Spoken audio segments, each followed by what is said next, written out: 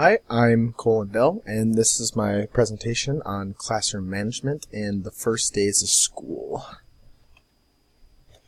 So I'm just going to give an overview of what's going on. So first off, it's going to be philosophy, then reward and incentive, student misbehavior, parents and their involvement, first day of school, rules and expectations, routine, inclusivity, and power of words. So starting off would be the philosophy. So I'm starting off with two quotes that came from the book that pretty much outline my philosophy on things. So first one is, keep in mind that it is the misbehavior, not the student, that you have issues with. And that comes from page 95. So teachers have no clue what's going, well, we have some clue, but we have little information to go off of what's truly going on inside the student's head and or what's going on at home. So some of those things could include lack of sleep, familial problems, time management, etc. So we can't cast any judgment across those students because we don't know everything. And the next one is, in order to manage a classroom successfully, every teacher must have an established discipline plan to handle student misbehavior. And so I have personal experience of this.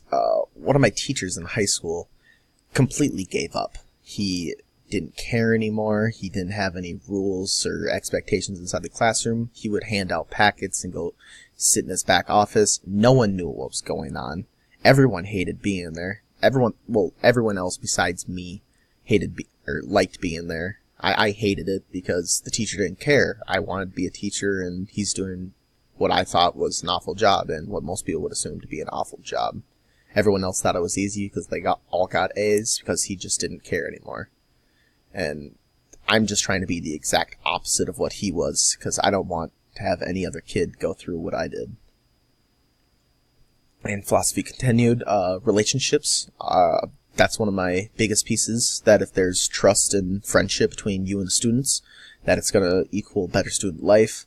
Students' lives are going to be so much better if you're able to truly connect with them. They're going to feel more comfortable around you. They're going to be willing to share information. And so my fourth grade teacher is my favorite teacher of all time. You could feel the passion coming from her when she would just give out material. You knew that she truly cared. She was engaging. She was involved with everything. She cared about your life. And I still talk to her this day because she was one of the main reasons why I wanted to become a teacher, because I want students to feel what I felt. I want them to have that same relationship that I had with her. So next up is reward and incentive. So this ties into inclusivity because you're trying to make every student feel like they're included in a part of the class, that if someone that doesn't usually achieve very well did good on a thing, you could give them something such as like a homework pass that shows them that if you do well, that good things come of it, that you don't have to just give up.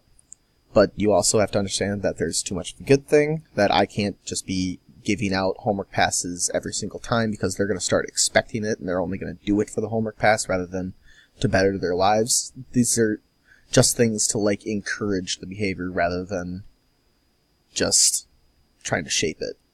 And this stuff is also free, and it means a lot to the student that I loved getting these things as a kid, that I was able to, homework pass, everyone else has to do that, I don't have to. Makes you feel good.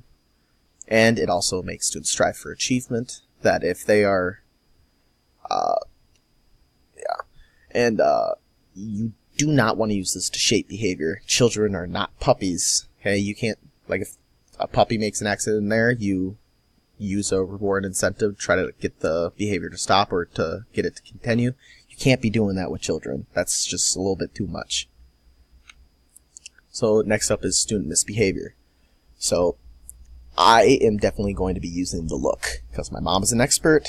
Gotta learn from the best. I would misbehave as a kid. You could ask my mom about that. I was a pretty bad kid. I shouldn't have been doing stuff that I was doing.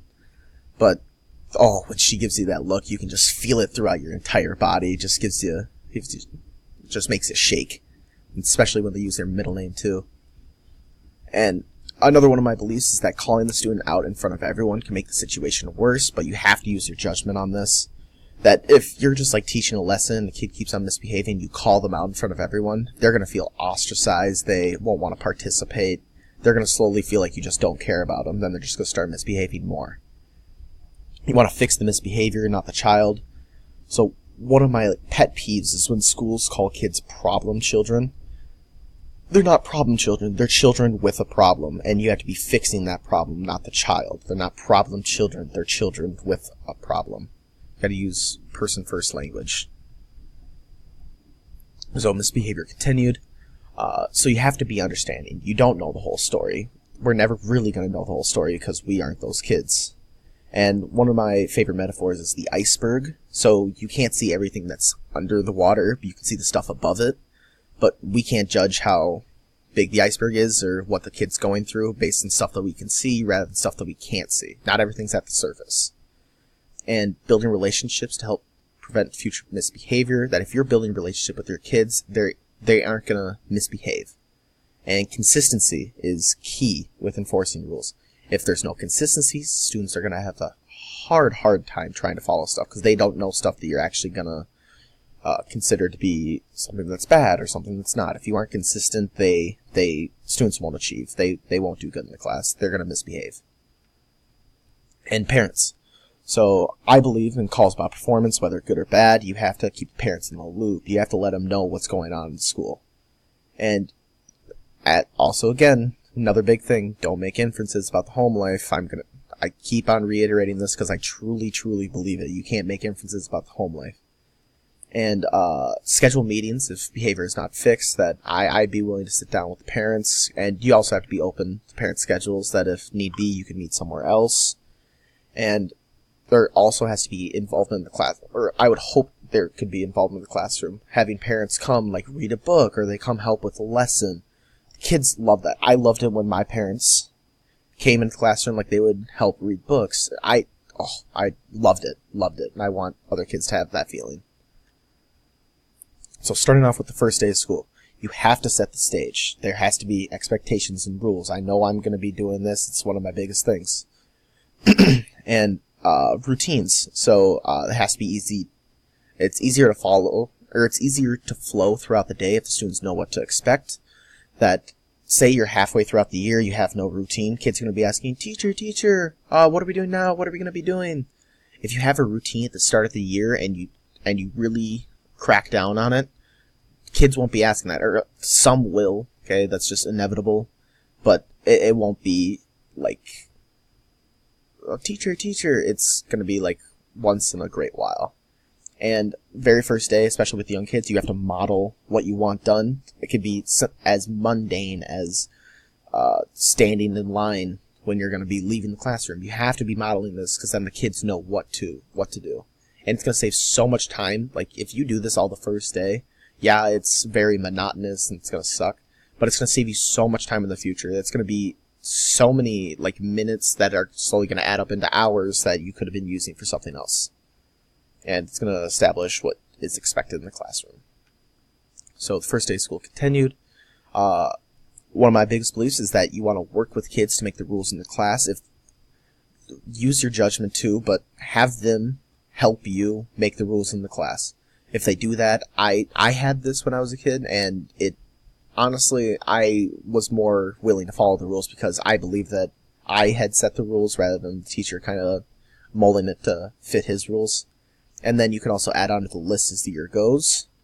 And then have the rules be easy to understand, so you want them short and sweet to the point, and readily available in the room. If they aren't, they have to be posted everywhere. Students have to be able to see it with just the blink of an eye. And you have to establish the consequences of breaking the rules, so you have to have that on the rule page as well. If there's no consistency with the consequences, students are going to misbehave. You have to be consistent. You have to follow through with stuff. It's going to be detrimental to their success. So next is rules and expectations. The kids and the teachers make the rules, as said before. And so my rule plan as of now would be, if misbehavior occurs, I would start with the look. I'll slowly move in to their proximity. And if there's no change, I would address the issue, most likely after the lesson, where there's more private time rather than during the lesson. And if it needs to go further, they're going to sit out. And then last would be the principals and the call home. You have to let the parents know of this misbehavior so then they can address it. And you always have to be reminding the students of the rules in the class during misbehavior that you have. Like if he's messing around, say, Jimmy, let's stay on task. If I'm talking, we have to have our voices off. Stuff like that.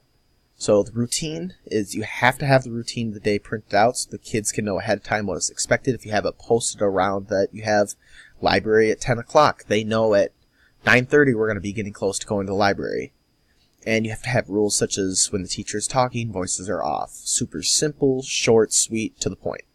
And then the kids, so the kids know about social skills in the classroom beforehand. So they know that when the teacher is talking, voices are off unless teacher says otherwise. And morning meetings. So this can truly establish that it gets students' minds ready and focused for the day ahead, and they aren't going to be waking up. You have to get them ready and moving. So inclusivity is one of the biggest things, one of my biggest philosophies and beliefs is that you have to make the students feel welcome. If they aren't felt welcome, they aren't going to perform well in the class. Learning names. I suck at it, and I'm trying to get better at it, but it's a slow process. But I believe that it develops a stronger bond with the students, that if you're able to learn their names, they're going to feel a closer connection with you. And differentiate who you call on so it doesn't give off the impression of favoritism. That if you keep on calling on the same exact person and someone else's hand is up, they're going to feel like they aren't good enough to answer the question. And next would be, if you have a child that is multicultural, learning something about their culture could be a good way to strengthen a bond between you two.